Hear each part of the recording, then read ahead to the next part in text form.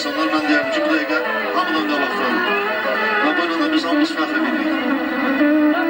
Əziz dostum, hicran şahı gələndə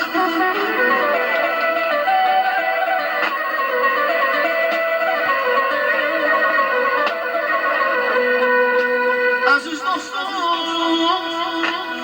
hicran şahı gələndə gələcək ömrümüz aynə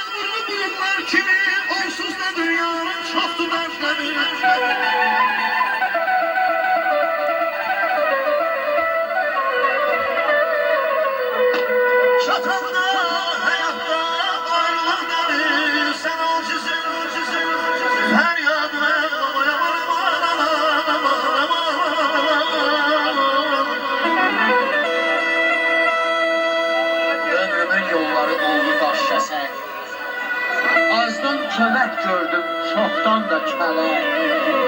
Kiminin sinəsində ipək bir ürək, kiminin sinəsində daş gördüm Allah. Ağzından bulama süzülən gədə, gidib qoltuqlara mindi hörmətə. Kimini həyatda dərdə zillətə, kimini sərvətə tuş gördüm Allah. El üçün şərəflə ölən görmüşəm, haqq naminə dağları dərən görmüşəm. Göz var, ömrü boyu gülən görmüşəm, göz var, ömrü boyu yaş gördüm Allah.